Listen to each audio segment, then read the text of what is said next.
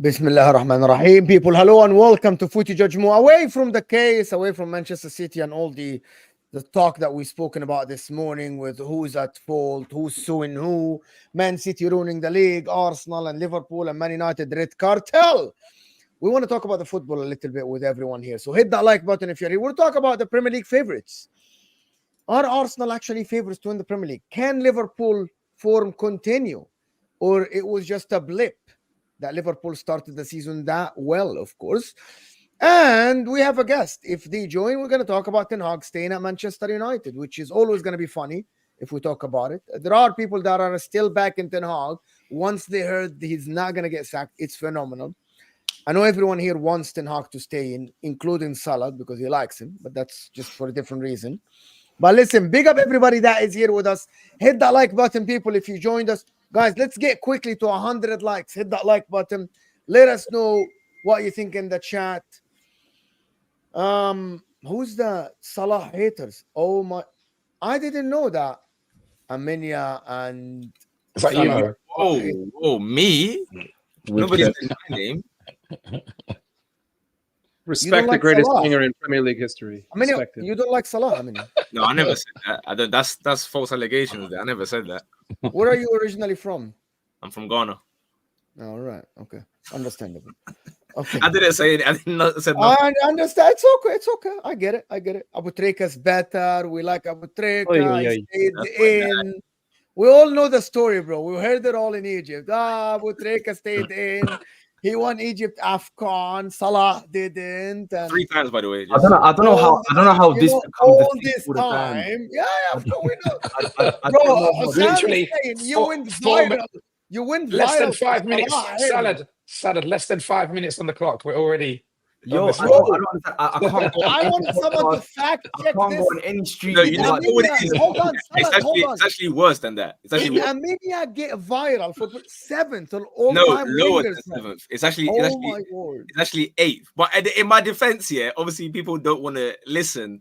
I was doing my personal choice of who I like the most. I didn't start with my list saying this is going to be the factual list. So yeah, I like other wingers more. Too far off anyway. You know what I'm trying to say? I like other wingers more, bro, but obviously it's not that far off. Because Salah is the best ever African player ever. George Weah is better than him. George Weah Wallahi he's not. In my opinion, George Weah only. No. Apologies. Eto'o. Thank you. I'm good. I'm sorry. Eto'o. The thing is, for me, the way I see it, mad. It's actually mad. For me, it's Eto'o, and everyone else can fight for it. Do you know what I'm trying to say? Even George. I think it's Eto'o and everyone else. 100% George Weah. I actually watched George Weah. I mean, yeah, me too. George Weah was 5 years old. He was crazy. George Weah. He was crazy. George Weah was crazy. Salah, you know that. It was crazy. No, but it's just obviously for us. Put Salah 8th. Number one, it's criminal. It's not justifiable. 100% is not justifiable, but there's no way someone can put someone that come into the Premier League and break the record in his first season when the system is not built for him is an achievement that not a lot of people can do. Well, how is this a Salah conversation? I don't understand. I don't get it. I don't. This is going to turn into a 2-hour argument, and I don't feel like dying on a hill for my boy. I don't get it, bro. You see these Egyptian man and these Arab man, they just want to talk about Salah for no reason, bro. We don't like let's talk about Premier League and that. Because people like you that don't like Salah and prefer greatness. I mean, you have to respect Salah, bro. I don't care about no Salah, bro. Let's talk about football, Premier League. Let's talk about football now. Okay, let's talk about football. HUSAM is very. You keep calling top right. We have beef forever. Armenian, bro. That's so impolite, man. I'm just a friendly young geezer, you know. When I see you doing your yelling and ranting, I don't say anything, man. I'm just there laughing. Like, I put my little laughing emojis in the lives, man. Anyway, where do we start? Liverpool. Hit us. Liverpool.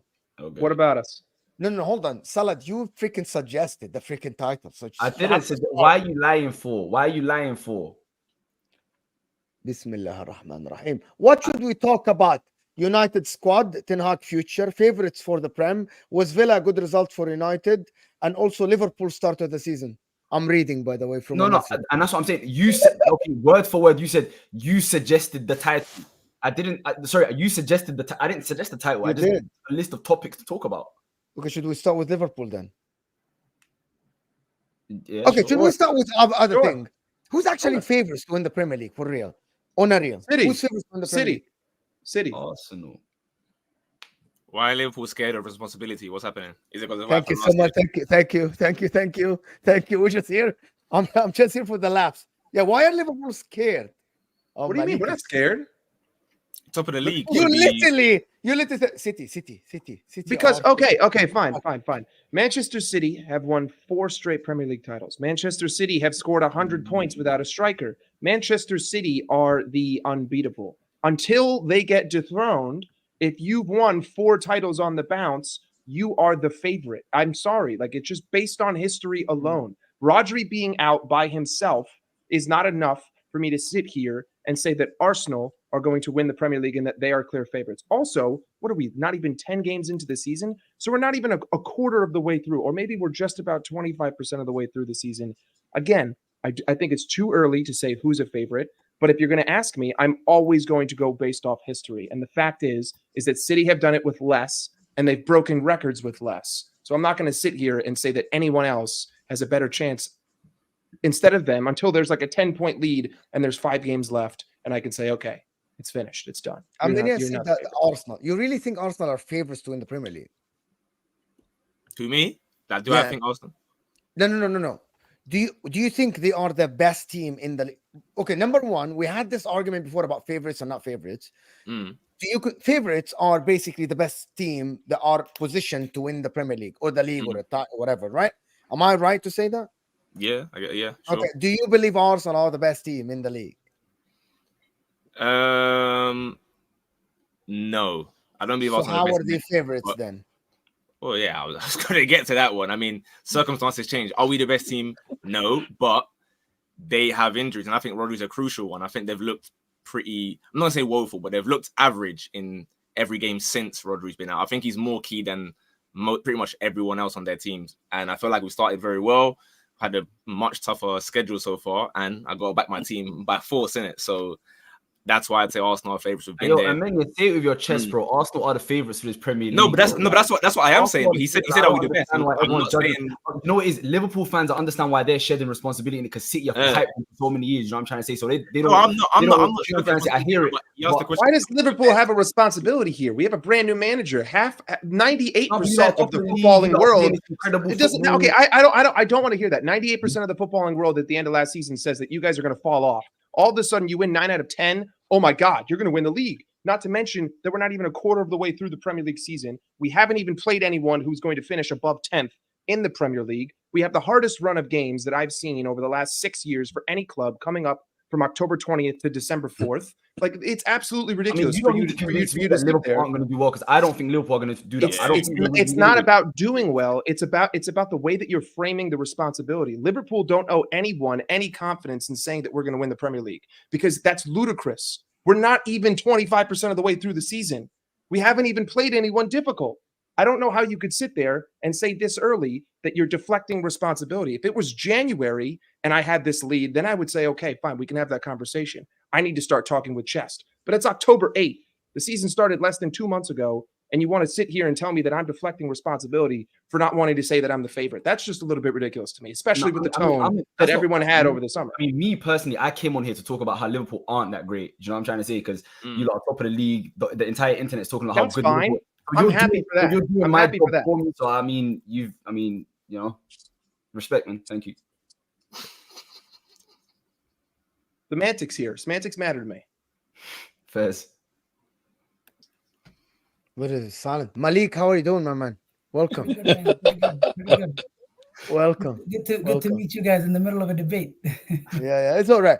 In my opinion, the problem with this notion is that to say that Arsenal, just to be objective for once, that Arsenal are favorites to win the Premier League, that means you have to believe that they are the best team in the league in the current circumstances. By the way, you can say that. By the way, favoritism changed. What I mean is that if someone says that City are favorites to win the league, and Haaland gets injured for the rest of the season, you have to change your opinion, right?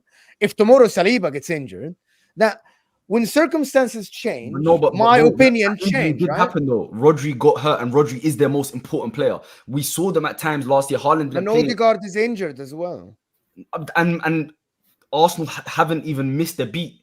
Every time Rodri hasn't played for Man City, they've struggled. They look like, bro, Fulham should have been up 3-0 at halftime this weekend. They dropped points last week. You don't think that Arsenal will be affected when Odegaard is out? I mean, Odegaard has been out, and he's getting closer to coming back, and they've won every game that he's been gone. The only points they dropped was the Man City away game, which they should have won. City haven't shown that they can play the same type of football or be as effective without Rodri. They've shown that they can do it without De Bruyne. They've shown they can do it without Haaland. Their most important player over the last 2-3 years has been Rodri. He's not lost a game playing for Manchester City. Every time he's played, they've won. Rodri is their most important player. That is the circumstance that needed to change, and it did. Rodri is now injured. City's most important player isn't there, which makes Arsenal the favorite. I think. The question. Go ahead. So I think. Excuse my voice, by the way. Yeah, it's not great, but I think if a player for player or team for team, if Arsenal and City are going at it, I think City at full strength and Arsenal at full strength, City are the better team. Missing Rodri is significant. That's not true. I'm sorry. That's not actually true. It's an opinion. It's not. Yeah, it's a very subjective opinion. Actually, no. I know. Well, it's not. I would actually. That's a very subjective opinion. You're putting it as a fact that it's a fact. Wait. Okay, what's the difference? Why is it a very subjective or slightly objective? What's the difference? Because I would argue otherwise completely. So to back up my opinion, I can say over the course of a season, last season, City won the league, and I think they were the best team by a very small margin, but nevertheless they did it. Now, this season, I expect Arsenal to improve because not only have they strengthened, but some of their young players have gained another year's experience. They should improve. And City, it's their job to stay at that level or improve on it. Losing Rodri undoubtedly will be a miss. And the difference is going to be where that margin is, where that gap is. I think last season Liverpool, we played really well and were found wanting in the end because I don't think we ever played to the same level as Arsenal and City did across the whole season. Can this change of manner, change of style of play, adaptation period? I'm one of the people that I'm glad that we had got a good run of easy games because it gave Slot time to bed his team in, get to know the players, get to establish a system. I expect us our first. Let's take Man United out of it. Our first big challenge of the season coming up against Chelsea. I expect us to beat Chelsea's by convincingly. And if that doesn't happen, then obviously I'll adjust my opinion. But that's what I expect. I'm not going to put a ceiling on what we can achieve this season because I think we can grow throughout the season. We've got some of the best players not just some of the best players in the league. Liverpool have some of the best players in the world in our team. Just one last thing. On our day, we can beat any team in the world. We have to do it across the whole season. Then that'll be where we then we'll know whether we're good enough or not. Can I go back to one point that says that this notion that people just say that City will have if I did make a combined 11 now, I would argue that about 6 or 7 players from Arsenal would be in that lineup. I think the difference is City. I think I agree with you in that you can't say Pep Guardiola. You can't say City have a better team, 11 versus 11. You can't say that, because Arsenal, of course, they have a very good solid foundation. They have a very good midfield. Now they have options as well. What you can say is City do have more match winners, for sure, right? Because Arsenal over-reliant on Saka, over-reliant a little bit on, they're just Havertz bad form away from actually having problems. Can you tell me who are City match winners, please? Haaland's Bernardo Silva. Bernardo Silva. I mean, Are we saying Bernardo Silva is a match winner in 2024? Yes, Bernardo Silva is a match winner. Absolutely. No, not really. He stopped being a match winner like 2 years ago. Bernardo Silva is a match winner. Bernardo Silva is not a match winner. Man City won Bernardo. Bernardo Silva. Gundogan is a match winner. But then first we have to define what is the match winner. Because if you're saying, okay, is he the guy who's going to score your winning goal week in, week out? No. But can he influence the team? Not just influence the team, but take control of I can define him as scruff of the neck. I think I can define him. Hold on. I can define him as a match winner. Is a guy that on his own, when the team is struggling, can literally grab the 3 points by themselves. I can give you examples of these players across the history or current moment.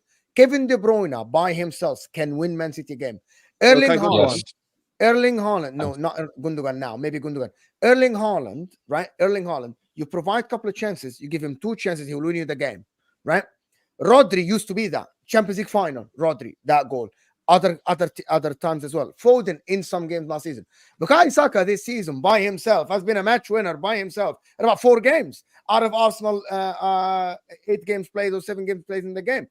So that notion that there's a lot of match winners at City, no. If the team is playing bad, I'll disagree with you there. Let me tell you something. So Bernardo Silva in the league has never scored more than 10 goals, I don't think. And you guys can check this. I don't even think he got more than 9 or 8 goals in the league ever, right? But what we know for a fact, right, when you watch City over the years, over the last 6 or 7 years, there are players that always come up big in big moments, whether it's the Manchester derby, whether it's against Arsenal, whether it's against Liverpool, whether it's against Real Madrid and Bayern Munich in the Champions League. To me, that's what a match winner is, right? You don't need your match winners other than, the main guy, Haaland, right? Haaland's the main guy. De Bruyne is the next guy. You don't need anybody other than those guys to beat 80, 90% of the teams in the Premier League, right? But your match winners, right? When Haaland is up against Virgil van Dijk and Konate, and he cannot really create space for himself, he cannot be himself the way he usually is. Who are the guys that are causing chaos, right? Who are the guys that are not match man of the match? That's a match winner to me. Yeah, and I think City have more of those. A lot of them. I would argue, in fact, Liverpool have some of the. I think Liverpool might have the most match winners in the Premier League, if you really look at attacking talent, right? And I'm going to segue to my point that I wanted to ask earlier, because I think every time I come across Liverpool fans, and I think there's 2 guys here that claim to be Liverpool fans. So Liverpool fans are always that claim Liverpool allegiance, I should say, right? It's the first. Forgive me, it's the first time I'm meeting most of you guys here. So it's all good, bro. It's all good. It's all good. So I would say this is my question for Liverpool fans. Because you guys are always abdicating responsibility of, you're always playing the underdogs. Whether it was Klopp, whether it was Brendan Rodgers, whether now it's Arne Slot. What do you expect from Liverpool this season? What is, because I think Liverpool, as a United fan, of course, I hate Liverpool, right? No doubt. And I think you guys, your fans are always being. I hate Liverpool. Your fans are. I think Liverpool fans are great. As a United, and I'm gonna shorten this. As Liverpool fans, I think Liverpool fans are great at rewriting the narrative 10 times during a season, right? Let's just put that out there. What do you think right now? We can quote you. Yeah, okay. We can quote you at the end of the season. What is success for Arne Slot? Okay, easy, very, very, very simple answer. the narrative has not been rewritten. Like, based on from the summer to now, if you are a logical person who has a brain, your narrative has not changed. It is still the same exact thing as it was on the second the transfer window ended and we finished with a 40 million euro surplus rather than strengthening this team. Unfortunately, the problem with being a Liverpool fan right now is that your perspective is completely skewed. We have seen almost zero rotation. We have seen pretty much the same starting 11 week in, week out. As we all know, that's not going to be possible for an entire season. It's just not going to happen. But you know, you're literally changing the narrative, right? No, I'm not. Like you're absolutely doing exactly what I am telling you exactly. You know that, guys. I'm telling you exactly what has happened, Mo. We have played the same starting 11 week in, week out with no rotation. But that's changing the narrative. I hate to say it. You literally have. The only difference is that the problem is he is telling it now to suit the narrative. So he's changing what happened. Okay, no. Mike, I can go through the lineups you played. Go ahead. Literally last game Go ahead. played Curtis Jones and 𝐒𝐤𝐿 𝐂𝐸. So and Darwin Curtis Jones first start. So here's the thing about about that. Means he didn't play the same lineup. So here's the thing. It's only 7 games. I don't mean it literally, but like, come on, like read between the lines here. We basically started the same team 90% of the time. He believed in semantics before, so I just which is fine. Which is fine. If you want to come at me for semantics, all good. I'll make sure. I was going to agree with you. I was going to say on the whole, you're 88% of the time, to a T, we have started the same players. We have not seen real rotation in this side yet. We also haven't played anybody. You can't sit there and tell me that we have played anybody of real strength outside of maybe Milan away in the Champions League, because that's just a tough game, right? It's the Champions League. You're at the San Siro. But other than that, in the Premier League, we've played teams that are not even going to finish above top 10. Maybe Nottingham Forest with the way that defense is looking out to be. But outside of that, every other team is a bottom table club. So to me, shots at a United fan. I can't give you. I can't give you. I hear it. I cannot give you an accurate.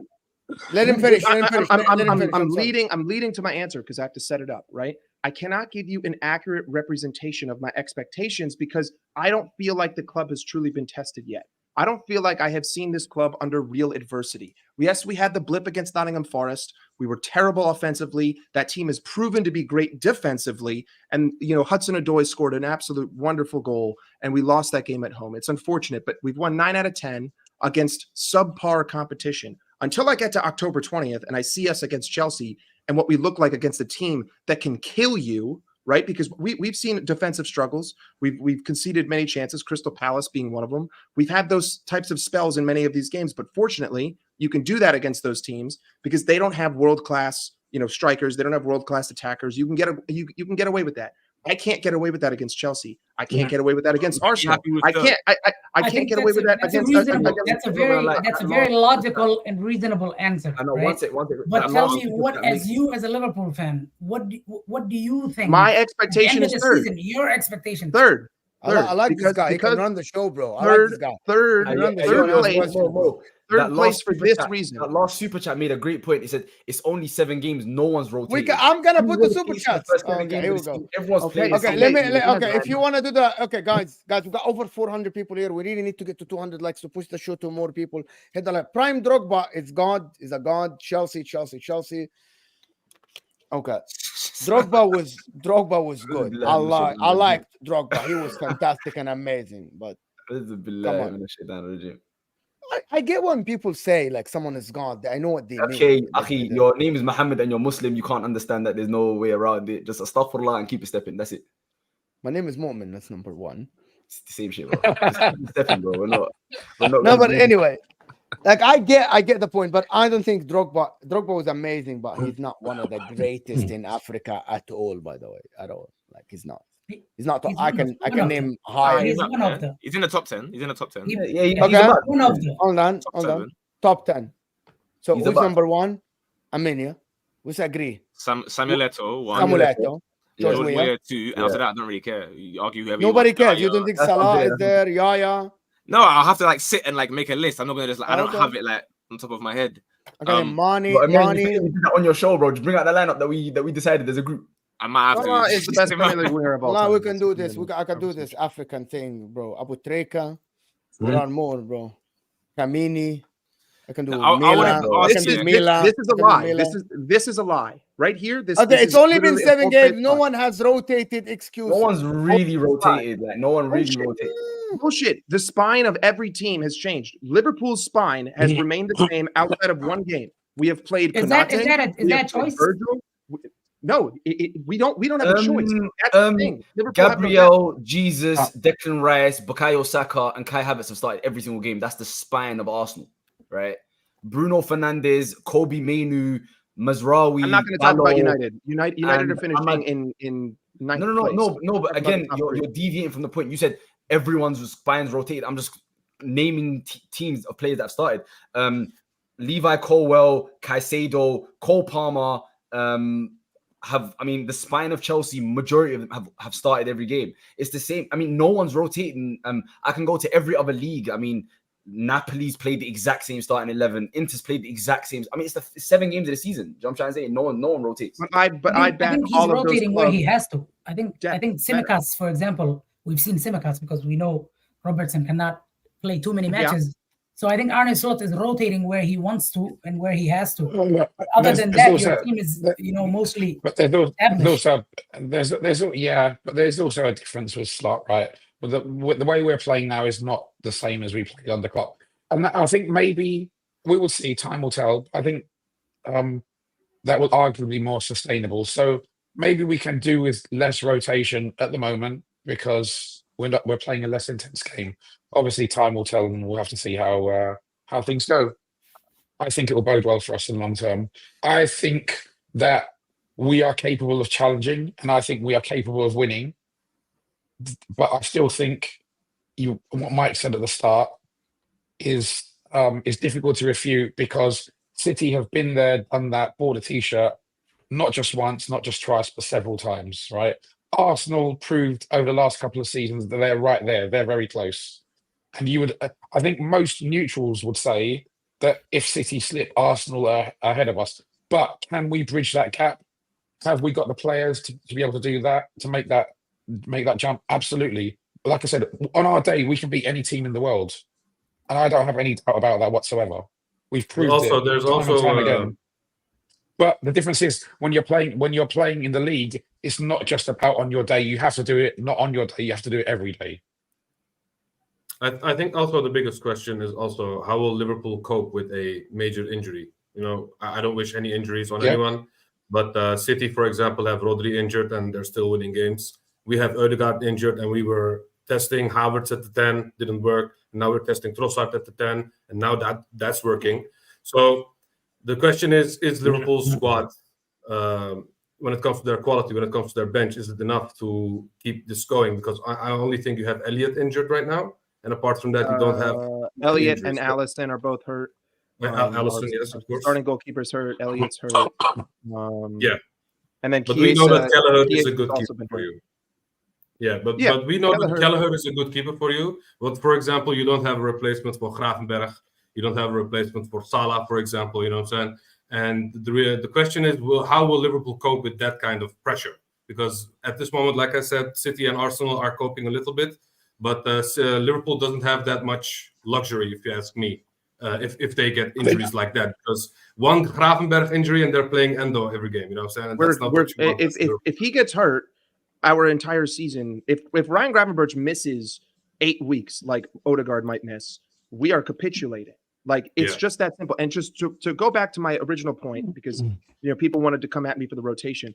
The underlying point of that is that regardless of whether or not we have rotated just as much as other teams, we are going to have to rotate during this 8-week spell, right? The people that you replace our starting 11 with are so far below in comparison to who City would have to replace Rodri, who Arsenal would have to replace Ødegaard with. We can't handle that. You're talking about Curtis Jones and Wataru Endo coming in to replace Alexis McAllister and Ryan Gravenberch, rather than Marino and Partey or whoever coming in for Arsenal, or the plethora of world-class midfielders that Manchester City have. There's just a major difference here. So whether or not we have rotated, my point is more of the fact that we're going to have to rotate more, and I don't believe in anyone on our bench except for 𝐔𝐬𝐞 𝐂𝐨𝐝, who is not a midfielder, and Harvey Elliott, who again is hurt. So that's really more of the underlying point there. Abdulaziz Dog is saying Just say Liverpool are winning the league. That's the narrative everyone wants to hear. They want to banter us when we don't win. I'm telling you something, Abdulaziz. Whatever makes you sleep well at night. If this is what you think what is going on, bro, because I am being called a gaslighter for Liverpool when I'm absolutely trying to analyze the games objectively, right?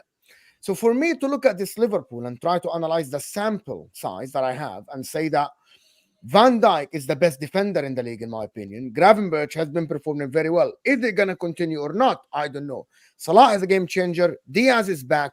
But then I analyze this and I say, I don't think you are ahead of Arsenal and City. But don't tell me we have fucking 5% chance of winning the fucking Premier League just to dodge the pressure, which is what a lot of Liverpool fans are doing. And then when I say you have 20% chance, you say, Mo, why do you gaslight us? I don't gaslight you. I never said you are favorites. I said you have world-class players. 20% is fair. 20% is fair. World-class players, right? They have the best player in every single position, but when it comes to challenge for the league, they're not going to challenge for the league. It makes no sense. And then they come with this new manager thing, right? If Man City tomorrow gets rid of this guy, Pep Guardiola, and get a good manager, we don't know anything about, but that manager performs well, are we going to sit here and say that the manager cannot get the best out of the squad? A lot of people did. I mean, let's be honest. Arne Slot now, hold on, just Arne Slot now is getting the best out of the squad. They want me to sit on my streams and assume the fall off before it happens, right? So there is no pressure at all. There is no pressure. But in the same time, they say Arsenal are not better than City, but you must win the league. Bro, it's the same thing, bro. It's the same thing. You say Man City are favorites, but Arsenal will banter you if you don't win. Well, you can't have it both ways. You just can't. No, but the thing with Arsenal is Arsenal have been the banter club, and a lot of fans from lots of different fan bases are very scared about Arsenal winning the league because they've been giving it to, because I was in a space a few months ago with Liverpool fans, right? And I had the temerity to say last season they didn't do it, but they were close. Arsenal are capable of winning the league. Arsenal are capable of winning the Champions League. You may not like that. Because especially if you're a Liverpool fan, growing up in London. Oh, sorry. If you're a Liverpool fan growing up in London, you're going to have loads of friends who are Arsenal fans and stuff. You've been giving it to Arsenal fans for the last 15 years. Now, when it comes time for them to clap back, when Arsenal is close, it's going to be painful. Really? Liverpool were kind of smelly. 10 years ago, you had Stuart Downing and Andy Carroll and them there. I hear your main point, though. Yeah. It's about 7-8 years. But the difference is that we've been at the top very, very recently, right? So it does make a difference. Arsenal have been, they've won the FA Cup and credit to them, but Arsenal haven't really been anywhere near winning the league since 2007, maybe. 6, 7. Yeah. I can't even remember one. I think that's what bothers. I think that's what bothers Liverpool genuine fans the most. I think that's what bothers Liverpool fans the most about Arsenal is that you regard this era to be your golden era, right? And if Arteta were to win a title for Arsenal, he would equle. No, but please don't say this. No, I think that's why. And also Liverpool fans. One minute. Liverpool are content, right? One second. I hear to be the best of the rest. No, right? I hear you. Arsenal, I hear what you're saying. To their credit, want to challenge City. But why? No. Okay, that's fine with Arsenal winning the league, but I don't understand this whole we're worried about him equaling Klopp's legacy. Ultimately, it's got nothing. That Klopp is not Liverpool anymore. Is Arsenal going to equal Klopp? So Arsenal would have equaled Klopp's legacy in terms of Premier League. But Arsenal, in their whole club's history, has never equals Klopp's legacy in the Champions League. Like these narratives are completely stupid and ridiculous. I think you're missing the point, though. I think the point he's trying to make. No. But the point is that he said we were scared of it, and we're not scared of it because if Arsenal are good enough to win, they'll win. The problem is that many fan bases have taken the piss out of Arsenal over the last 15 years, and now they're this close to giving it right back. And a lot of fan bases, Chelsea fans, Liverpool fans, Man United fans, City fans, maybe not so much, but every fan base that's taken a piss out of Arsenal over the last 15 years, they don't want Arsenal to win the league and they know that they're that close, and Arsenal are going to give it. And so they should. To be fair, so they should. Valid point. We will, but you cannot tell me that there are not Liverpool fans out here that are supporting Manchester City now that we are challenging them. You know what I'm saying? You know what it is? I would much rather see. I would much rather see.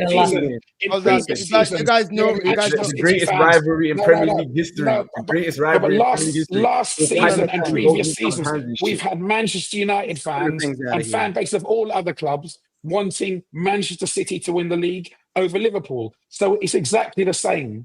Manchester United fans wanting Manchester City to win the league over Liverpool. It's not the same thing, though. That's not the same thing. It's exactly the same thing. Because City, it's not the same thing, though. United is your main rivals. United is your main rivals. It's not the same thing. There's no reason a Liverpool fan should want City to win the title more than Arsenal if it weren't for the fact that you guys are content being the best of the rest. You're happy playing second fiddle to City for the last 8 years. That's what it is.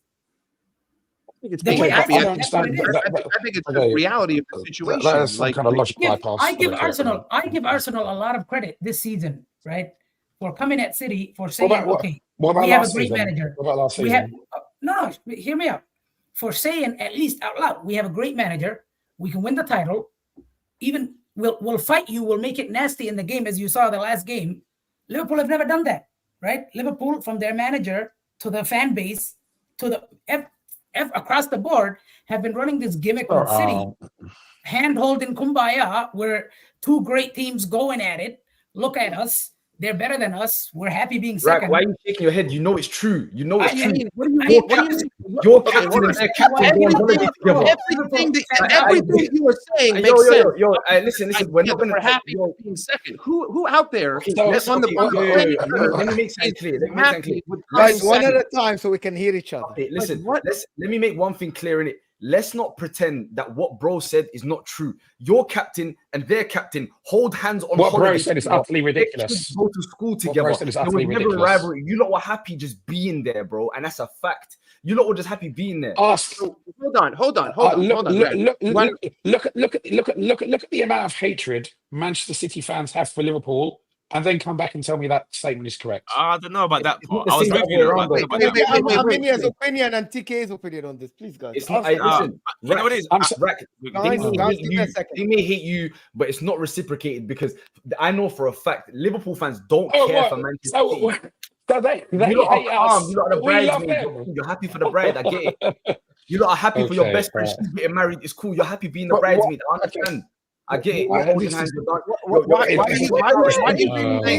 Why do you keep saying that? Like you can read the minds of these players. You think I'm going to give a shit if Virgil van Dijk goes on vacation with Kevin De Bruyne and they hold hands and they say, "Hey, don't our wives love each other?"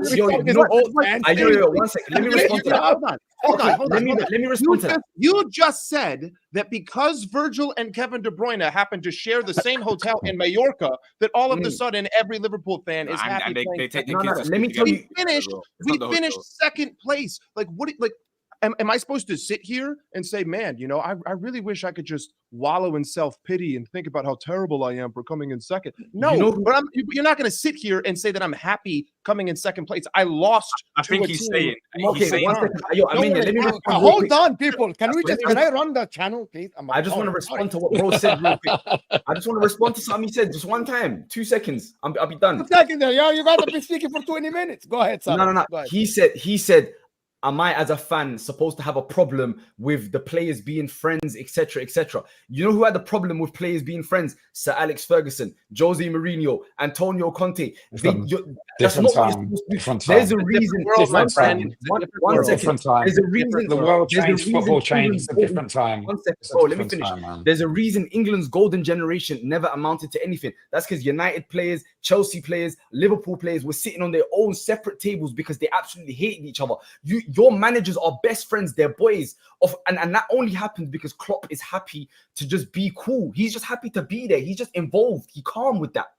Do you know what I'm trying to say? Virgil van Dijk is calm. He's like, it's cool. You guys, Klopp should be argument is also not correct. He should have been. I think the different times argument. Just to be honest, that's a load of waffle, bro. Why is it a load of waffle? Guys, Klopp should have been wallowing in self-pity for 9 years. He should have been depressed that Pep Guardiola was just so much better than him. Oh my God. Okay, so you're looking down on someone for showing sportsmanship. I mean, seriously, like we're talking about a different age of the game. It's a simple fact. I was listening to an Henri interview recently, and then he said something about what does a best loser mean? What do you mean? I'm a happy loser. What do you mean being like a great sportsmanship? I don't care about that. I care about winning. Do you know what I'm trying to say? Like, it's a mentality thing, and you guys didn't have it, and that's ultimately why you didn't win those Premier Leagues. No, but Salad, look, we finished the season with 97 and 90 something points, and we didn't win it. Like, the margins are so small. You can say, okay, so in your point, but it's not a point. It's a point after winning 96 further points. Like, we finished second, and we've won more points in a season finishing second than any other team in English football history that's not called Manchester City. And you can say that. And I get it. You can lift the trophy, but the thing is, the best second place team in history, you can hold that. Listen, I get what you're saying. I get what you're trying to do. But the reality is, in that period, we were that close. And what do you do if in that situation? What do you do? Maybe the difference would have been like not going on holiday with his family. So the season, yeah, exactly. He didn't. Van Dijk should have gone to Mykonos, not Majorca. He should have gone to Greece. He shouldn't have gone to Spain. He should have. Honestly, no. Let that finish. I'm sorry. It was a good joke. It was a good joke. Van Dijk needs to put his kid out of Kevin De Bruyne's school. He needs to ship him to Manchester. He needs to go to a boarding school in America. Okay, everyone's kids can't go to the same school. No one's allowed to have the same driver. You're not allowed to have the same car. You can't live in the same neighborhood. In fact, you know what? None of you guys should even live in England. I want every single player in a different country as far away as possible from each other. This is just the most absurd argument I've ever heard in my life. Literally, you're pulling strings that don't even exist to try to rile people up. I feel like the strings are being pulled, to be fair, but no comment in it. I mean, listen. Sometimes I may talk with passion, but it is what it is. You know what? I was going to start by saying, like, I feel bad because we have two what I'd regard as logical Liverpool fans from what I've heard today, but unfortunately, you have fell in the trap that Salah has set you, and you do seem like a little bit tilted, a little bit. I understand the rationale, and I agree with you that, like, yeah, sure, changes. You know what is me and Rack have been on the streams plenty of times, and we've had very logical discussions. But just for today's purposes, that's not really my. You know what I'm trying to say? That's not really it's not in your agenda. Hold on. I refuse to believe, Salah. You definitely don't. I'm sorry. It's not true that they lost the league because they're friends with each other. I didn't say that. I meant you never know the fine margins, right? You mentioned fine margins. The implication was there, though. The implication was there. You never know. That's the thing, innit? You never know. But I guess it is what it is. We'll find out. I believe the initial point that was being argued was not about being happy to finish second. What he was saying was you're happy to be second to Man City, i.e., if you had a choice to be second to Man City or Arsenal, you're picking Man City. And the reason why I was asking pretty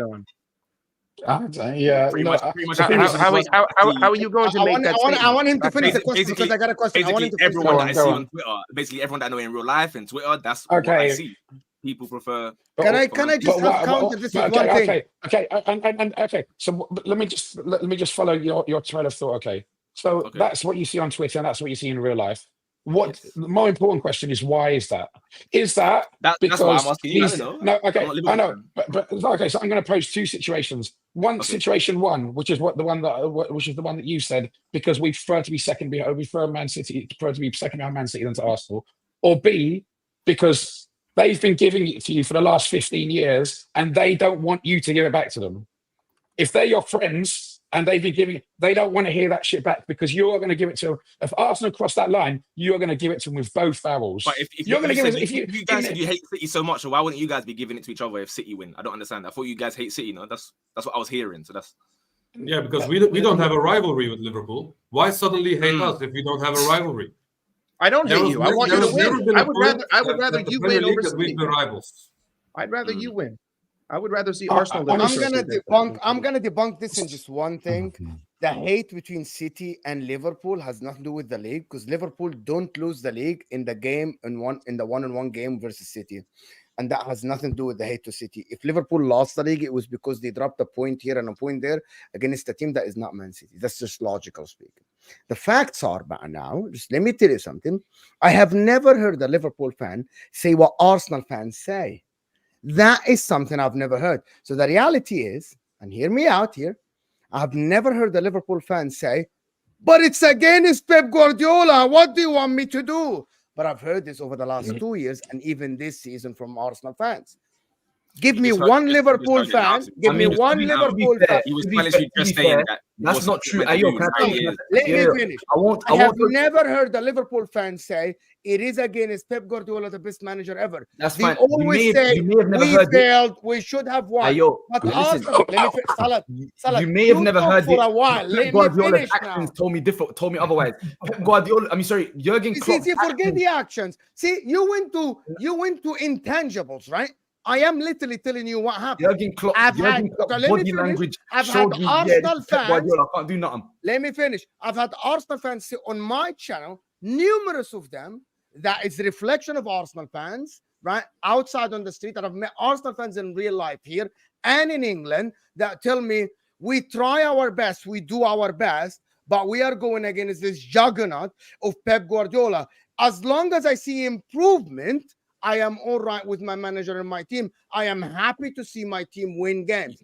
I have never heard that from Liverpool fans when they were going against Pep. You pretty much did when you're hearing someone say, oh, we had the second highest ever of any team other than City. They were talking about how these many years they're not going to be depressed because it's Klopp going against. Because you just heard that. Because without them saying but in that same season, we did something. Yeah. No, but in that same season, we did something that very, very few English teams have ever done before. No, I fully agree. Right? I'm just saying that. People can try and look at these things as separately, even though they happened at the same time. Oh yeah, you're happy to finish second, but yet we end up with European champions, right?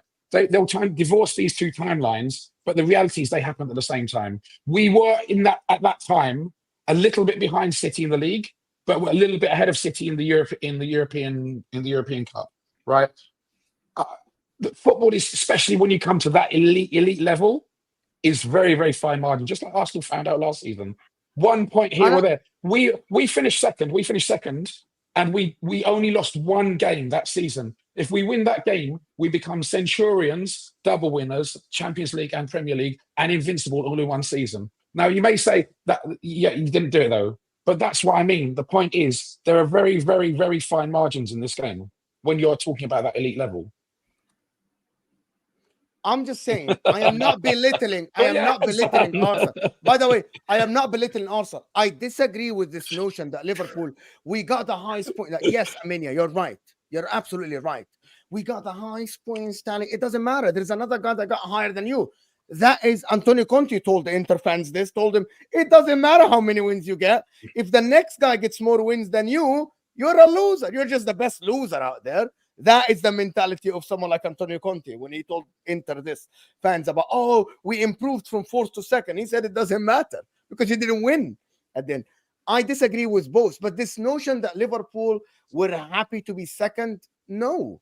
Liverpool were not happy to be second. When they won the 2 cups, they weren't happy because they wanted to win the Champions League and the Premier League. Right? So that notion that, oh my God, Liverpool rivalry with City. I get in the media, though, which is what I agree with everyone here, and everyone has to.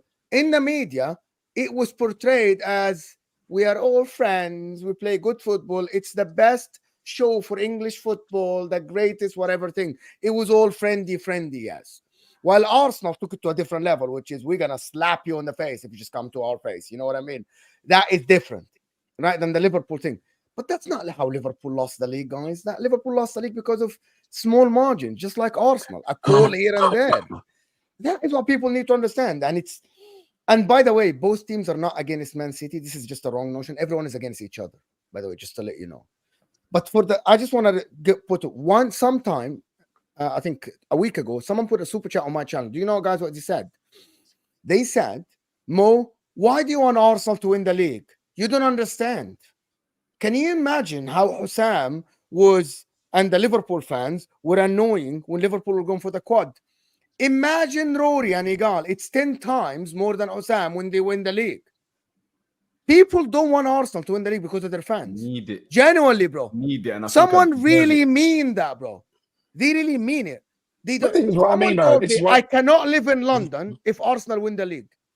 I catch scared. And to be fair, I've got some friends. I've got some friends because I live quite close to the stadium. Innit? Like I live in Seven Sisters. If you know Seven Sisters, I live literally 10 minutes this way. I live 10 minutes this way from Arsenal Stadium, and I live 10 minutes this way from Tottenham Stadium, right? And so I'm right in the middle of both of these places, and I need it, and I think I deserve it. And you know why? I think it's gonna hurt Liverpool the most. It's gonna hurt. I mean, and maybe not you two. I know Rack. Sorry, I don't know your name. I keep forgetting names. Mike. Yeah, so Mike and Rack, maybe not you guys, because you guys are somewhat logical fans in it, but the bulk of Liverpool fans are very, very emotionally driven, sensitive. You know what I'm trying to say? Very sensitive, and I think Arsenal winning the league is gonna hurt them the most. You guys, but Mo, you know, there's another parallel here, right? Because people said the same thing about Liverpool, right? If these scouts ever win the league, we're never going to live it down. Because at that there were Chelsea fans. There was enough London, Liverpool, Man United fans, right? They said if Liverpool win the league, I'm out of here, because we are where Arsenal are right now. We hadn't won the league for 30 years. We were the butterballs, despite the fact we won the Champions League and stuff. Everyone said you haven't won it for 30 years, you haven't won it for 29 years, you know, surpassed Man United's 26 years and all this kind of stuff. This is what football fans do, man. This is what football fans do. I don't like how logical you are, man. I'm not used to Liverpool fans. That's what I'm saying. But the thing is, it throws me off my game. I know. Too much of a nice guy, man. You should be. But the problem is, I remember. You're not ready for this. It throws you off the game. I want to cook, mate. I don't want to cook such a nice person, man. Let's go, Liverpool. Woo. I'm telling you, guys. We welcome you, man. We welcome you. I've never got there. Rack is the only one here that remembers. Rack is the only one here that remembers. I started doing content. I was invited to the football terrace against HUSAM. We're HUSAM was unbearable, bro. The whole time, bro. I hated the guy. He was unbearable, so arrogant, and just, bro. I tell you, Liverpool fans were as annoying when they were going for the quad. They haven't even won it yet. They didn't even win it, and it was so annoying. And by the way, Arsenal fans, and I'm just gonna say this again for the 5th time or the 10th time on my channel, and I said it on the football terrace as well. Arsenal fans think that we only talk about them because they're Arsenal. In 2021, when Liverpool were going for the quad, every single stream I went to was about Liverpool, win or lose, because they were going for the quad. It wasn't about Arsenal. Arsenal only came to the picture when they flopped the top 4 against Spurs at the end. That was the only, by the way, that was the time at the end. But before that, it was all Liverpool. And when Liverpool lost the Champions League and the Premier League, it was just bantering Liverpool. That was the whole time. It wasn't about Arsenal. That's football. Mo, that's football, man. Hey, no every fan base will do that.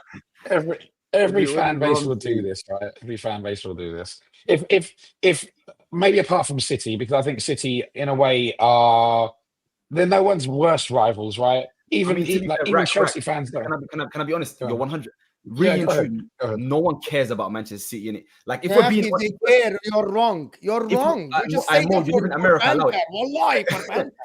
I'm saying in the UK, no one really cares about Manchester City. If you're in a younger generation, fair, innit? But if you're around our age, 25 over, like, no one really cares about Manchester. Like, can I ask one question? Yeah, Mo. Yeah. Mo, can you not Mo Salad, but Mo, the host. Yes. Mo, when City won the league last year, what was talked more? Us losing the league or City winning the league? Arsenal bottling the league. You bottling the league. Yeah. Because you have bigger fan base. I think that's most point, bro. What about the season before that? I'm going to tell you why. But when City won the treble, people cared. No, wallahi. Mo, listen, let me tell you something. City won the treble literally 40 hours later. It wasn't in any news cycle in the UK. Why do you think they start putting, like I said it previously, why do you think they start putting Haaland's better than R9, KDB's better than Zidane? They're lashing out because they thought, you know what, we're going to win a treble, and now everyone's going to give us the attention that we deserve. No, so this is one thing where Arsenal, United, Liverpool, Chelsea, they all come together and tell you, and I'll admit it shamelessly, if we are, let's say we fall off, we have mad injuries or whatever, and we can't win the league, City, just go win it, man. Because it's like a default year. No one cares. We'll move on. We're not in primary schools. So hold on. So you're not worried that Aminia, you're not worried at all that City have a Champions League, a treble. They're gonna have the 11th league title. What am I meant to do about it? I'm not on the pitch. I can't control it. No, but you don't care that Man City are surpassing you in the trophy cabinets. Because I care if Inter, I really cared about last year. Mo Salah knows this because we got the 20th league title. What, you guys don't care about that? The trophies do not go to my house, and my rivals, or the ones I dislike, I dislike United, I dislike Spurs, and then Liverpool. I don't really dislike them, but I guess in terms why of do you dislike United, Aminia? I'm sorry. Because I grew up in London and I had no most people exactly, and the rivalry was Arsenal v United for about 10 years or 15 years of me growing up. That was the rivalry. Arsenal United, and then Chelsea came in. An actual rivalry. Yeah. So and Liverpool is like, I don't really dislike it. No, that's the thing. I don't dislike Arsenal. But I don't. 𝐒𝐤𝐿 Vieira would never, bro. You guys don't care about Hamza. No, nobody cares about Hamza would tweet like that. Hamza would tweet like that when United are in League 2. He will still tweet, or when City are in League 2, he will still tweet like that. Listen, Hamza is a national treasure. Bro, I care, bro. I think it's a generation thing. I think in this type of age group, I think everybody has a City fan. You know, I'm gonna tell you guys that. So no one really. You know, I actually have a much different guys. Let me tell you a story that people don't know. No one cared about Chelsea when Mourinho came in and dominated the league. A lot of football fans. That's not true. No one cared about Chelsea under Ranieri. As soon as Mourinho came, people definitely started. Mo, I was there. Because I know Arsenal fans, like uncles and that just converted to Chelsea by like 06. They were Arsenal fans. It was also different. I saw about this. It was different. Look, it was different because at the end of the day, Chelsea always gave the top teams a good game, always. Only for 20 years. No. I'm saying even under Ranieri, in that era, they gave you a top game when you faced Chelsea. That's how it was. So City when they give you a tougher game, Malik. What are you talking about? City 2008, we're not giving anyone a tough game. No, but now 2007, 10 years. That's not what he's saying. He's saying before the money. I'm saying before the money, Chelsea were giving you a tough game. Somewhat Premier League heritage. You know what I'm trying to think. Chelsea always had. You're talking about the Holet and Zola and this. Yeah, exactly. Chelsea were giving you a tough game. Okay, but that's the Glenn Hoddle era, right?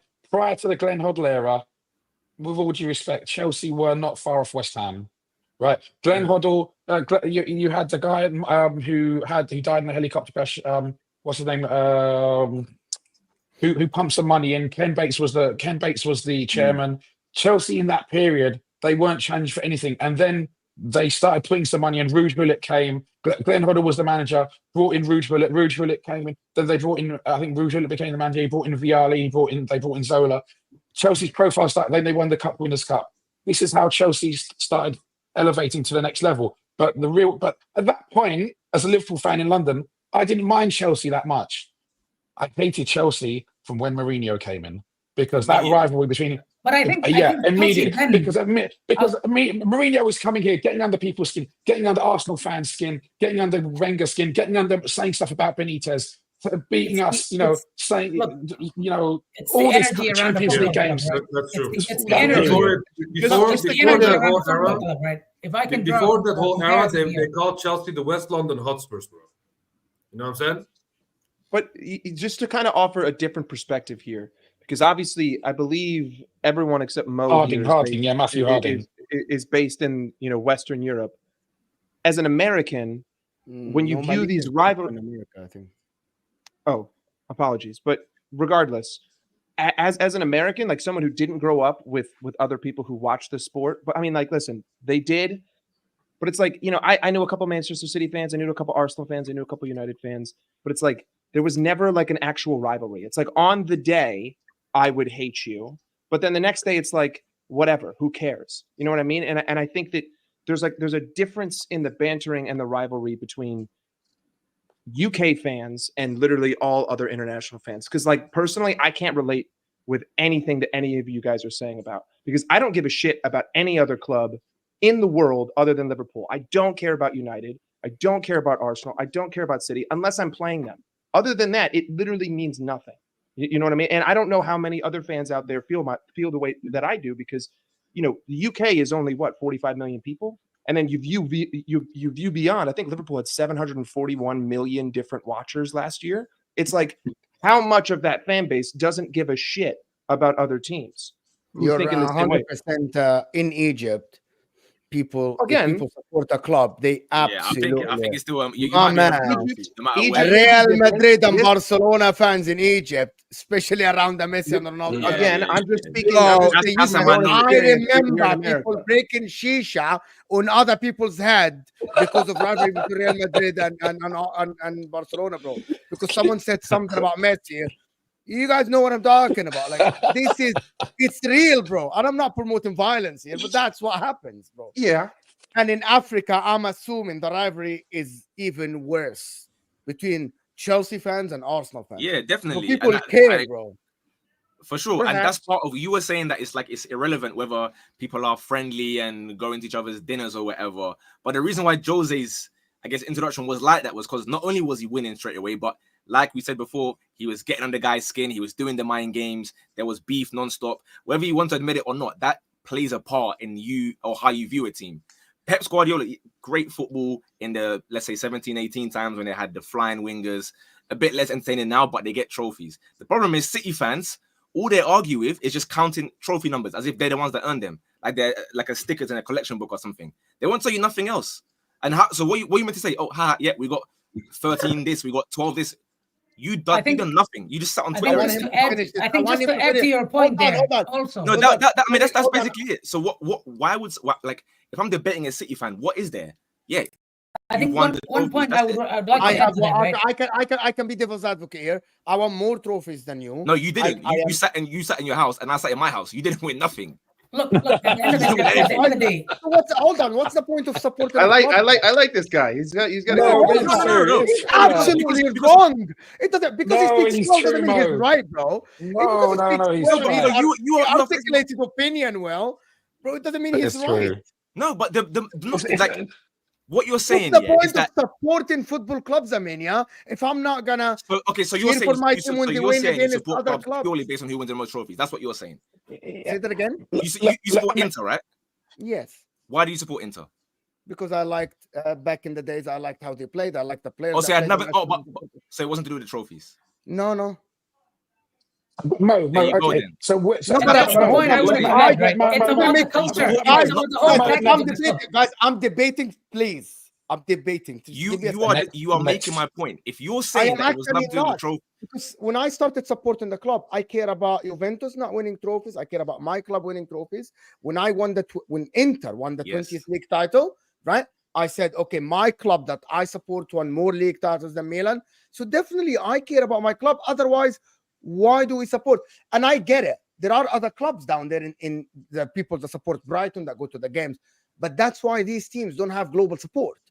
That's why they don't have global support. And why do Man United have global support? When I was growing up, the ones that are winning trophies when I was growing up are going to have more of an impact on ones that just started doing it now in the last 6, 7, whatever years. But that's how Man United started, Armenia, right? That's how Arsenal started globally. So then let's talk in 20 years or whatever, or you can go and speak. But it has been 12 years. It has been 12 years. And nothing is changing. You can see. We have all this said here with Chelsea, whether we like Chelsea or not. We disagree because I see it changing, and I told you that. No, but we are telling you how in London. You would have never seen what 10-year-olds you be streaming with, bro. Like, what 10-year-olds you be I'm playing in primary schools, like doing interviews saying, hey, like, how much you care about City? But I don't care what a 10-year-old does or like what some random kid somewhere else. I don't care about that.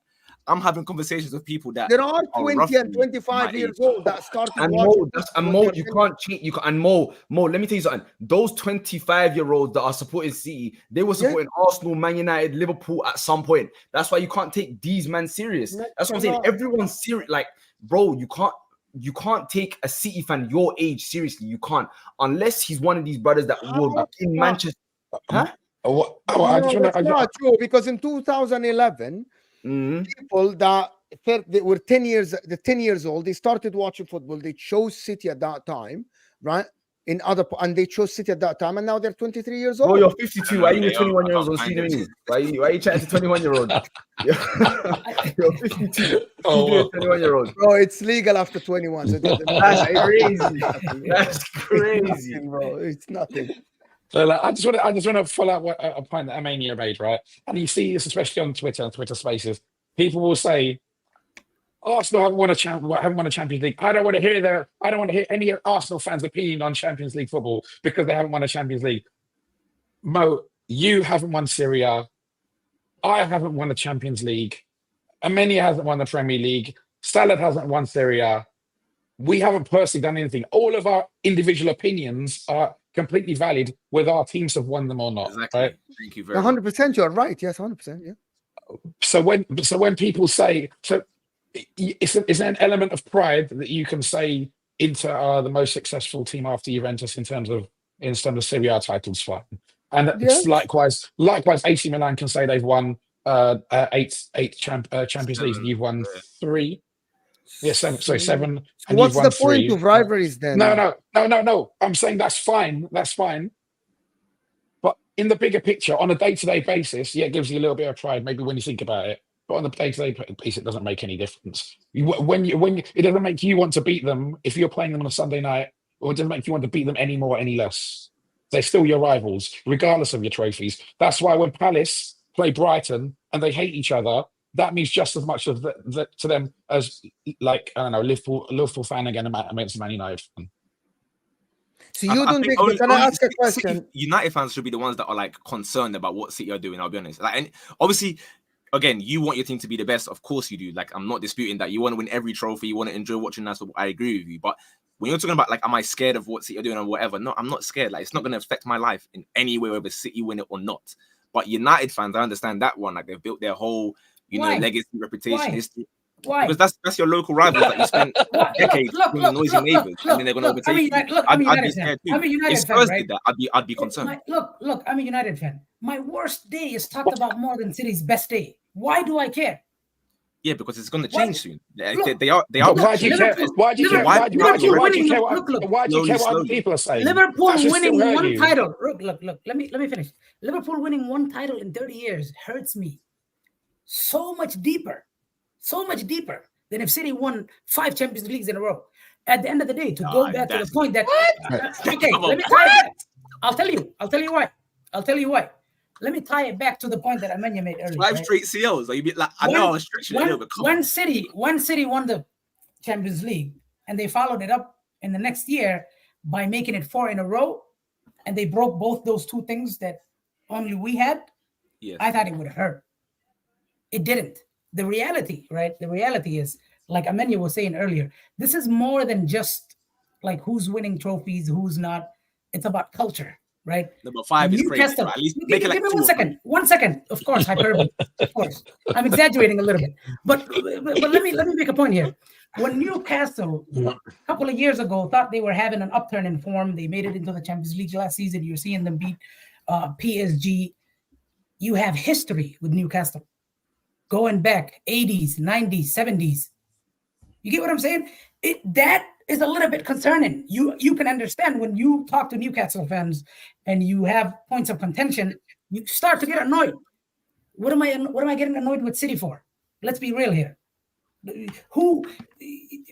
If you enter any space, any football conversation, right? Any football conversation, we're all a little bit passive about City. Whether United, who do you think is better? Liverpool, who've been competing with them, out of interest. It's better in terms of what? Who's the better manager? Who's going to be more iconic? Who's the more memorable? Who's the greatest? Whatever, however you want to. Jose Mourinho is number 1. When Pep can beat Real Madrid in a European competition, then I'll say he's better. That isn't the question, because you said they're going to win 5. In your scenario, they're going to win 5 Champions Leagues. When Pep beats Real Madrid, the mighty Real Madrid, with a club so Alex Ferguson. I'll say he's better. Of course. So Alex Ferguson. Come Okay, on, so let's not be in ridiculous this here. scenario that you've made up, so Pep's That gonna win was also Champions some League weird mental 5 gymnastics times. there. You brought Real Madrid into the conversation when they're sitting over there talking about Let's this not be kind of ridiculous stuff. here. Come on, guys. Let's not be ridiculous here. No, but Come on, that's guys. the worst reason. You brought Real Malik, you Madrid made in. it ridiculous when you Guys. said Man City win Guys, we've 5 seen- Champions Leagues in a row. Guys, You made guys. it ridiculous, my man. Not Guys, us. you will look, play Madrid guys, along the look, way when they win those guys, 5 look, in a look. row. But Guys, look, I've seen a 67-year-old Fergie win the title with Phil Jones and Johnny Evans and Rafael and Fabio. Come on. Yeah. Let's be real here. What are we talking about? Let's not go there. Let's come back on City. Let's not go there. But aren't you gonna get annoyed? At this And convo Mo, coming stop being in 2 stupid years? now, because you know exactly what he's trying to say. He's saying, You know saying exactly what I'm saying. you're saying Because he's he's saying wrong, bro. Ferguson has He's won. absolutely wrong. He Wrong said in if terms City of win what? 5 Champions Leagues in a row, Okay, he's we've moved wrong, on bro. from that, bro. Why do you behave like a child? I'm gonna tell you We've something. moved on If from Pep that a long time Guardiola, ago. okay, if Pep Guardiola win another triple and make it 5-peat, doesn't he surpass Alex Ferguson's legacy in the Premier League? In the Premier League, no, he doesn't. Do you He know that doesn't. he's still? Do you know how much trophies Ferguson has won So in different decades with different teams? Okay, interesting. That's in Premier Can League. Pep Guardiola ever trophies. achieve that? Not in Premier League, Malik. It's Can not- Pep Guardiola ever achieve that? Can Pep Okay, would you? Can you say definitively? Malik, but that's the point.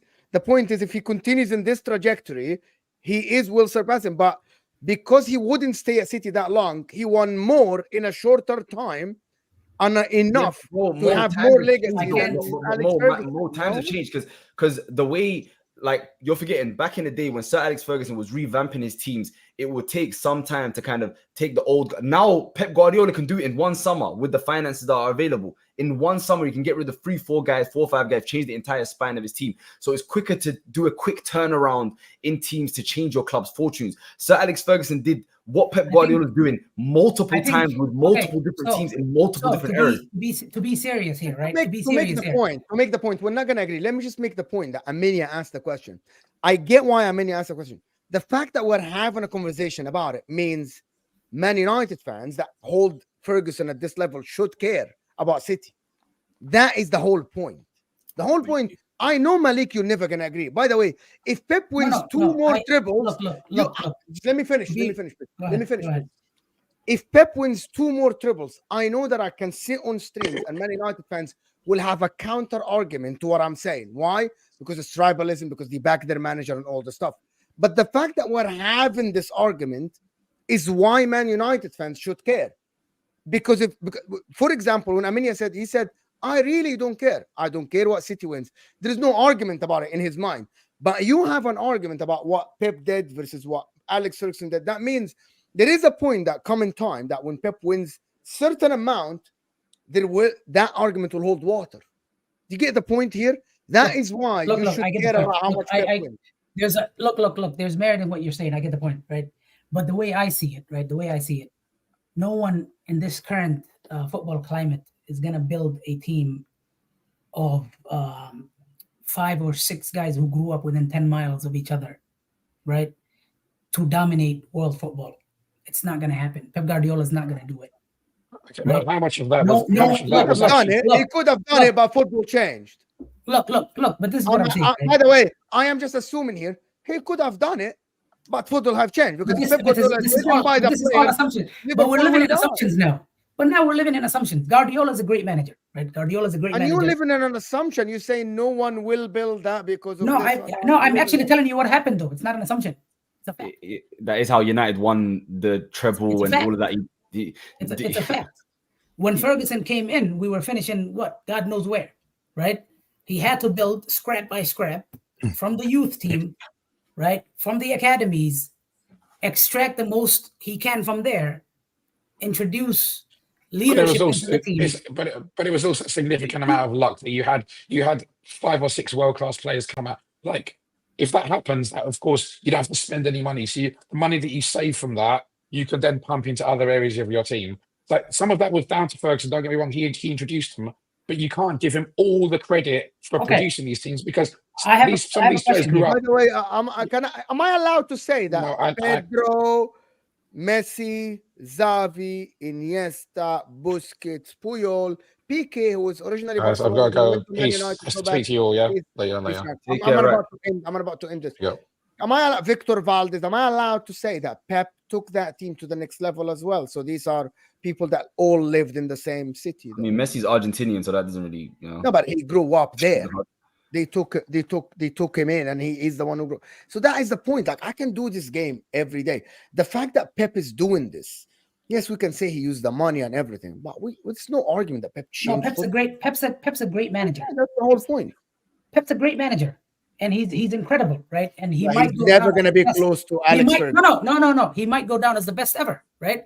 But in this moment, it's not a conversation based on what Fergie has achieved. I believe it is, but fine. I believe it is a conversation because let me do the super like this away. Go ahead.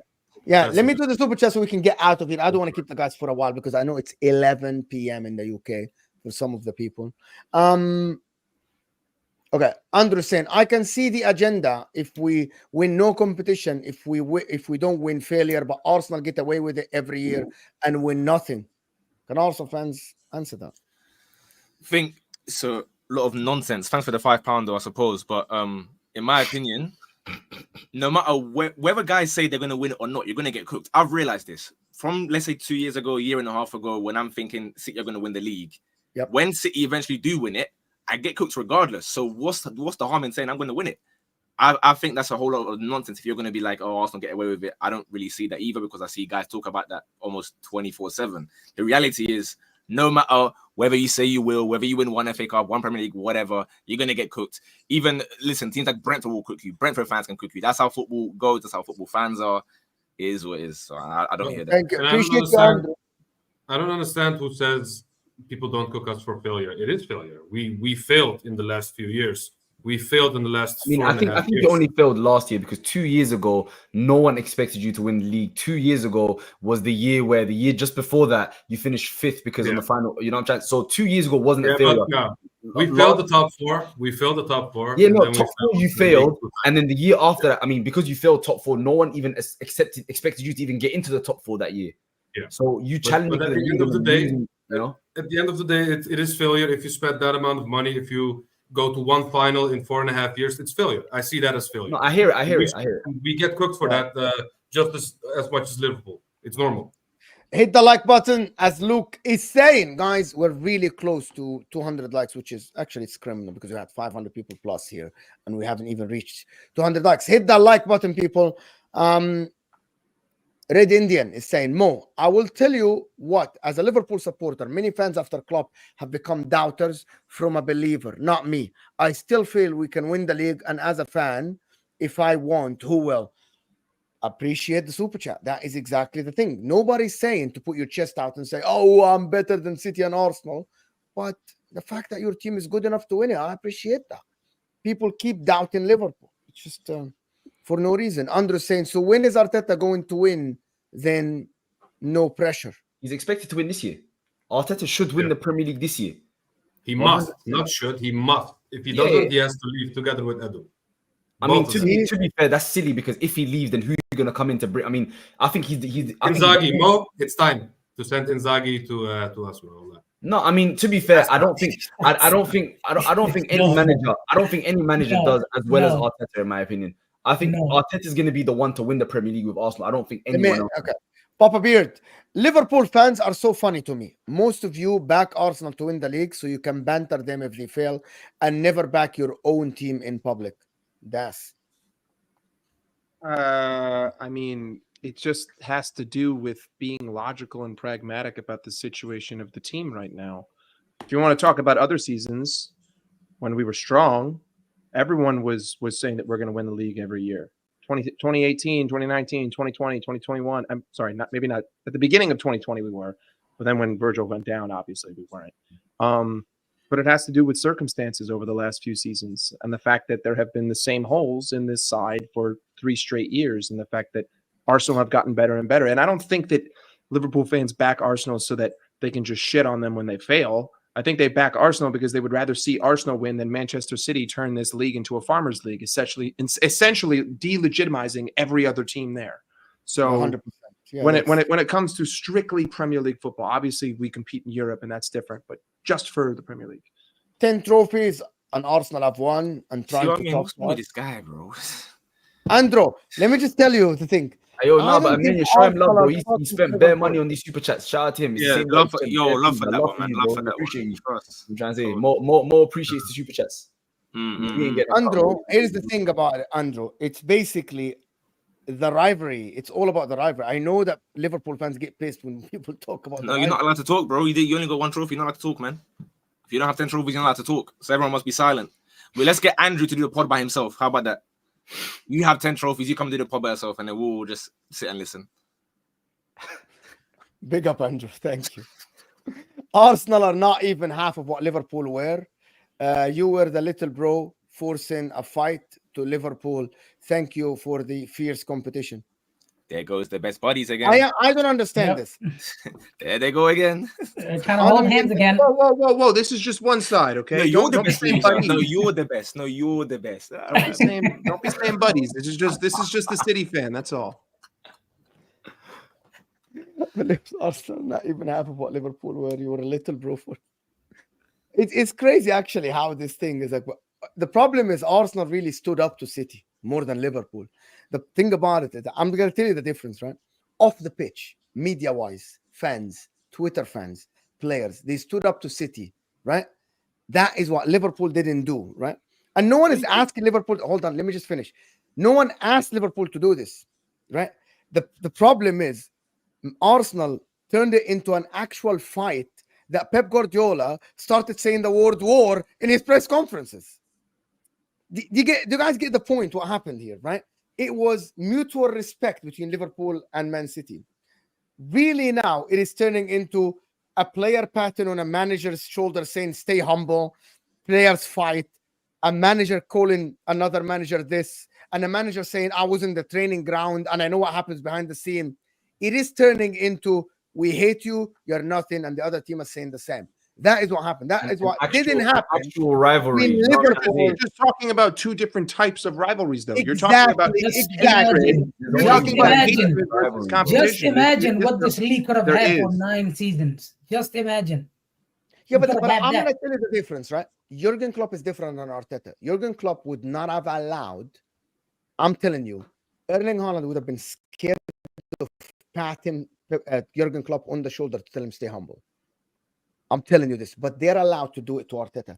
I don't think they see Arteta that way, Man City players, because he was the assistant, blah, blah, blah. That is why, by the way, he did that. For the right or wrong, that's a different story. But we are analyzing what is happening now. There is a rivalry that based on fights, as Salah says, war. You are this in the media, you're this. And there was rivalry built on respect. You're great. No, you're good. You're better than me. That's not a rivalry, though. That's not a rivalry. That looks like one team accepting competition their place in line. Do you watch UFC? Do you watch boxing? Yeah. Okay, so do me a favor. Tell me why after the end of every fight, the guys don't take their gloves off and continue to beat the shit out of each other, but rather they shake. No, it's exactly the same thing. No, their sport is based on punching. Before the match, Trent Alexander-Arnold isn't sitting there just bigging up Manchester City. They're talking about wanting to win the game. Maybe it's not personal because you want it to be personal, right? You want them to be like, I hate them. I despise them. I hope they all suffer. But to other people, it's just, this is the game. And then after the game, it's handshakes, it's well done, whatever. I don't care. Guys, on the pitch, it's different than off the pitch. Check the private chat, please. To be this City team, you don't need the best 11 in the league. You need the best squad. And Arsenal have that now with the additions of Moreno, Timber coming back from injury, even Thomas Partey is getting integrated. Arsenal have this now. I don't think the City team as strong as people think it is. I would choose Arsenal's back four, goalkeeper. Declan Rice would get in now because they can't find a midfield. And I would choose Saka, 6 players from Arsenal. And you have some bench players that are stepping up. Until this moment, Manchester City don't know their best wingers, and Kevin De Bruyne is out. That is my take on this, Vindalo. So I think Arsenal have the squad to win the league. They loved when they bantered us into oblivion and are scared for when Igal turns into a monster. They created. All we can do is watch. I agree. That's the whole point, to be honest, is that people are scared of banter. Arsenal fans, if Arsenal fans win the league this time, I'm just going to tell you something. I hope that Arsenal fans win the double, because the world will burn. I hope so. Champions League and the Premier League. All this just for Maresca to win major before Arteta. Blaze, you really think that Maresca is closer to win the Champions League or the Premier League more than Arsenal? Blaze, you can't be serious. You really can't be serious, to be honest. Like, this is absolutely nonsense. Salad, Napoli have won many trophies altogether. Yo, you know the crazy thing is, yeah? I saw this and I was really excited for this one because I love when Liverpool fans come with this specific one because Napoli got relegated, got bought, went into administration, came back up, and have the same number of league titles as Liverpool in the last 30 years. So, Fuck me. You know what I'm trying to say? I love it. When you put it this way, bro, it's bad. Bro, listen, Maradona came, he won the league, he passed away, started doing drugs. Napoli got burnt into the 4th division of Italian football, worked our way up into Serie A, then worked our way up slowly into Europe, started playing some Champions League football, heard the anthem for the first time in 25 years, and we have the same number of league titles in the last 33 years. So, love the rivalries were not only fans but managers too. Wenger and Ferguson rivalry was fierce. During Klopp and Pep rivalry were more respectful. Big difference. That is reality. They respected each other. I think I don't know why. I have no idea. Like, I remember Mourinho and freaking what's his name? Mourinho, by the way, and Ferguson was a rivalry as well, and Wenger and Benitez. I don't know what happened to football. It was all friends at some point. But yes, AMT, appreciate you. Papa Beard is saying, Mo, we don't care about City because it's easy to dismiss. They cheated. They just bought success, blah, blah, blah. Just like how Chelsea was when we first won. But people can say that about you, Papa Beard. You bought success as well. Most of your trophies are won when the Abramovich era. I know that Armenia has to go. So let me go through this. If you have to go, you have to go. Cool. Appreciate you, man. If you have to go, I have to go. Armenia's channel is in the description as well. So appreciate it. In a bit. Enjoy your evenings.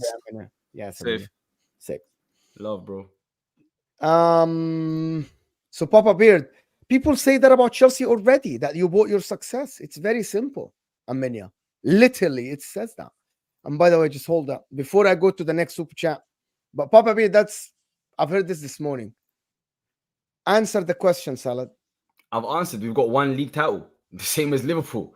That's what I've answered the question. Yeah, but I mean, Liverpool have won 6 European Cups. You know, congratulations. Won X amount of domestic cups. If you want to just view football from a Liverpool league and Napoli, only, that's fine. Liverpool and Napoli are not on the same stratosphere. No, it's not even the same universe. I love the fact that this becomes a situation because I get in their head so much. It shouldn't be a conversation, but it is. I've got guys comparing it.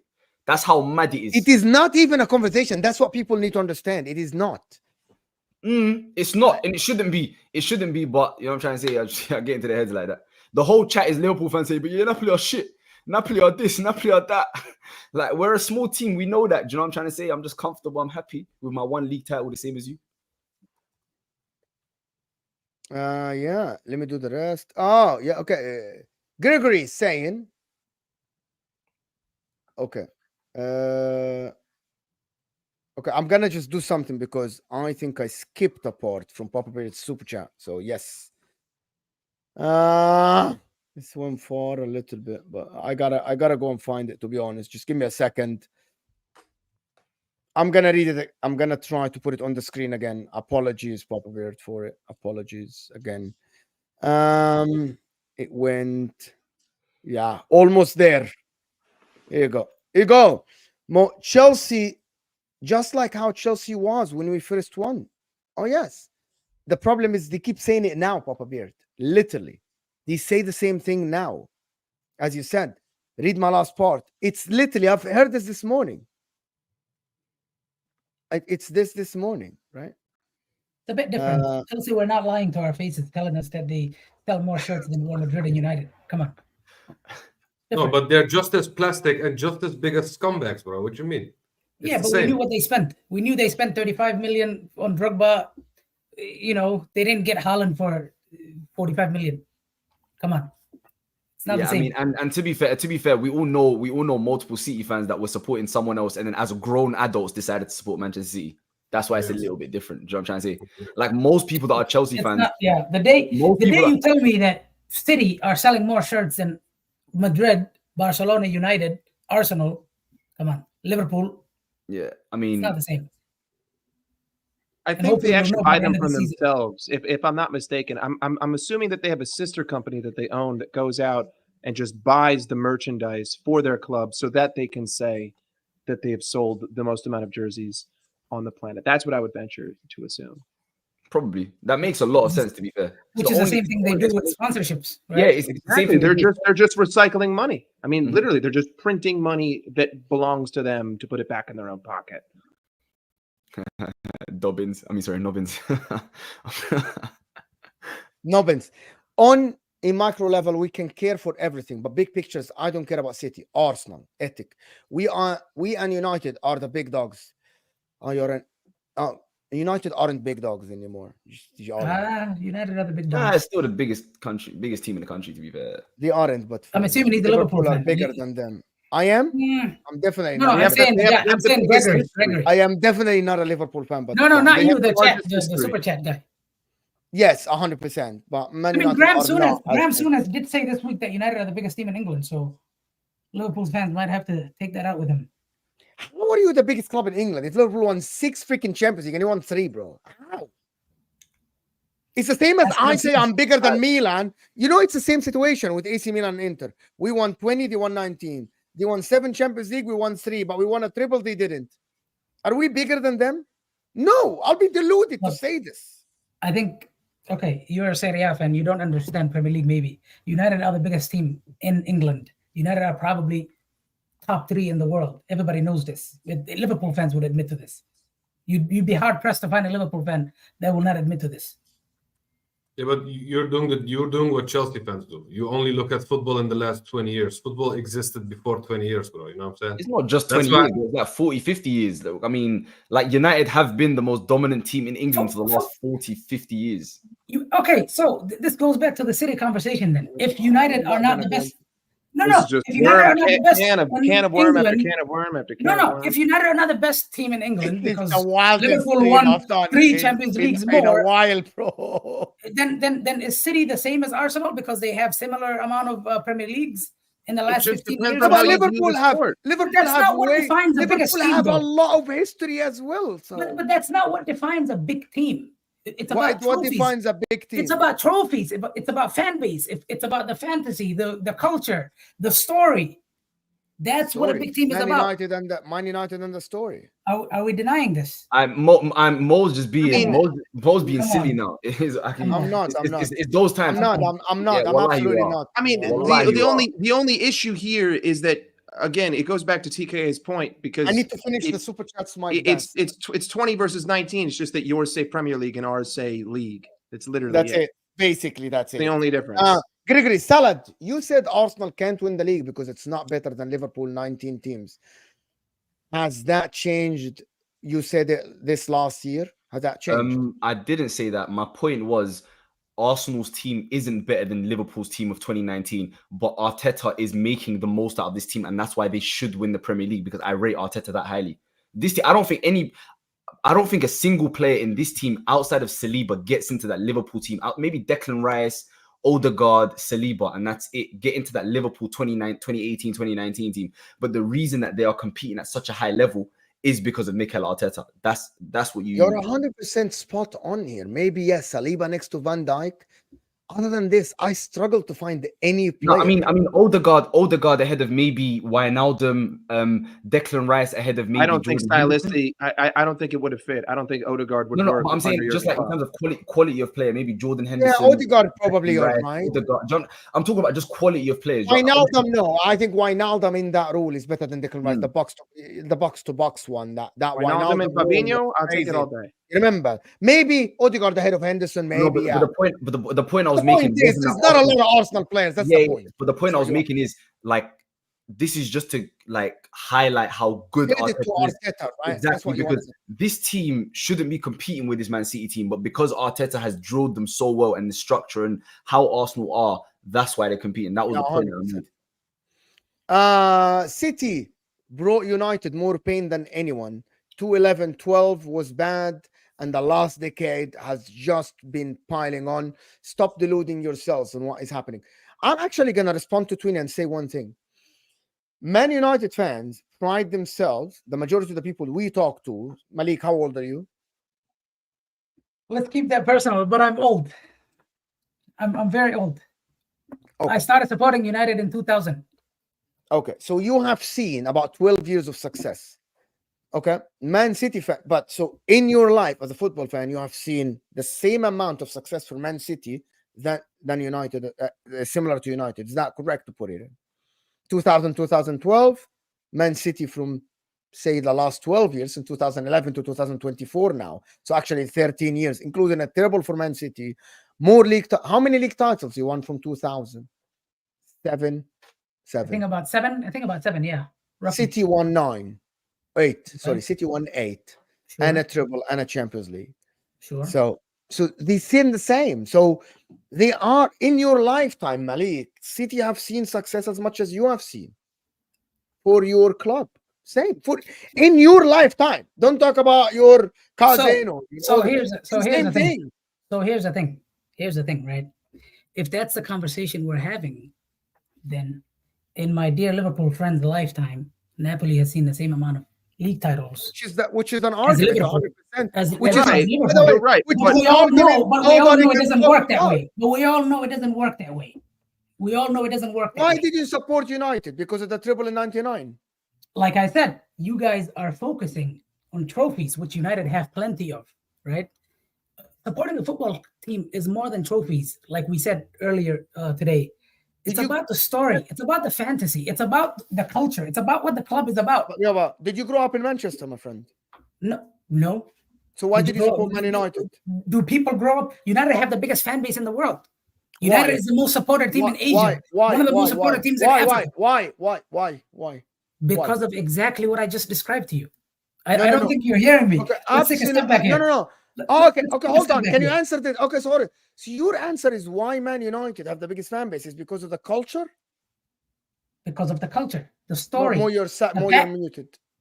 No, I'm saying it's a group, it's a multitude. The trophies contribute, the culture contributes, the story of Manchester United contributes, the history of Manchester United. All of these things are why Man United are the biggest team in the world, or have been the biggest team. Like I disagree with this, but a lot of people that supported Man United is that big. No. The thing is, you're doing that thing where you're just being very simplistic. You know what I'm trying to say? I am very simplistic. So let's say this. I am because I lived in Malik. Just give me a second. I lived in Saudi Arabia. We're the only team that was broadcasted on TV. By the way, I left Saudi Arabia in '94. For 2 years, the only team that used to have a show in Channel 2 in Saudi Arabia, and the older people that lived in Saudi Arabia know what I'm talking about. The only team that used to have a show weekly about how they play and the players was Man United. So the people that followed TV and watched TV supported Manchester United. When I went to Egypt later, the only team that the games used to be broadcasted from England was Man United and Arsenal at that time. But because Man United won more, people leaned towards supporting Man United. You think it's the reason because they won more? 100%. Yeah. Nobody supported that time, guys, knowing the history of Man United. So why is United in the last decade more talked about City, even though they're winning everything? Because you built the fan base when TV came into the picture and broadcasting came into the picture. How hard is it? I need to. This is going to go into a different show. I'm going to have 12, 13 years since we won a league title. I'm going to go in a different show. We're going to go in a different show. We're going to talk about it. I need to finish because we've been going for so long. Twinny, appreciate you so much. Virgil van Dijk is the best center back in the world. Salah is the world best winger. Gravenberch has the best midfielder in the Premier League. McAllister world class. Trent is the best right back in the history. Alisson is the GOAT. But you are not strong, Mike. So just to respond, what Mike already responded, Twinny, is saying that they don't have the depth to compete, but they have a starting 11 as competitive as everyone else. My friend, that is what happened, right? That is the response, Twinny. Appreciate you, Super Chat. Thank you so much. Sorry, it took a while to go through them. Answer the question. Papa Beard said, yes, we did that one. Will Pep Arteta have another Pizzagate soon? When Arteta face Pep, I don't know what pizza, but when Arteta face Pep in the Emirates, I think that game will be a war. I promise you, that will be a war. AMT. I can't wait for that game. And we can argue we won the Champions League with academy players. Yes, some, not all of them, Papa Beard. Some academy players. I'm sorry, guys. I'm really having a hard time to read in the comments because I am in the super chat section. By the way, City jersey is top seller on Amazon in the US. That's what people don't understand. I said that. And Mike and we were literally discussed. It's probably them buying each other their own jerseys. You're telling me City are more popular than Real Madrid, Barcelona, Manchester United, Bayern Munich, Liverpool? Is that what you're telling me?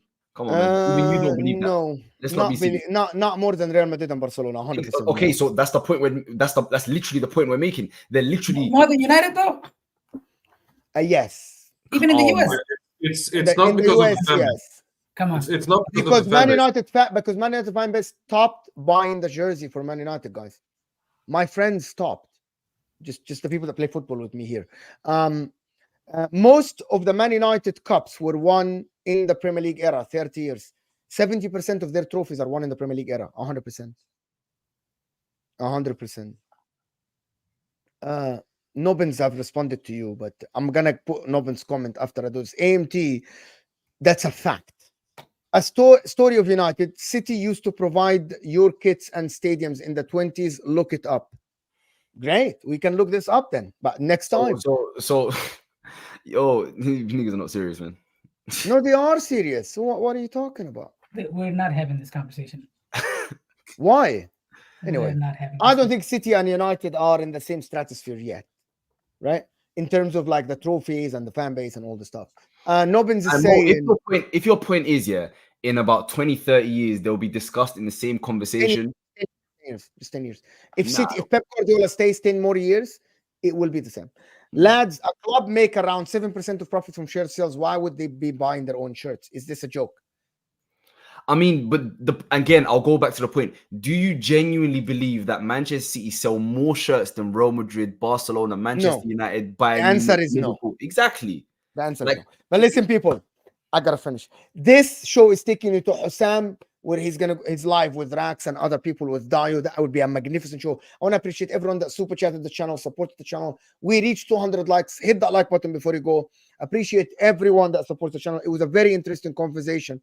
Nobbins, we have been going for an hour 43 minutes. This show is supposed to be an hour 15 max. TKA, thank you. Salad, Amenia, Malik, great debut, my friend. We're gonna go into so many arguments in the future. I promise you this. Me and you. Appreciate everyone that is here. Guys, this is gonna take you to HUSAM. And also, I just want to guys tell you something. Me, Lee Gunner, HUSAM, and Northside will have a stream on MHF at 6:30 tomorrow. It will be amazing. That stream will be amazing. I want to appreciate everyone that joined us. We'll see you guys soon. We're out of here, people. Stay here. Don't go anywhere because of HUSAM. He's going to go to HUSAM. He's going to have a brilliant show, I'm sure. I'm going to be on the chat. Stay here. Don't go anywhere. We'll see you guys soon. We're out of here, people.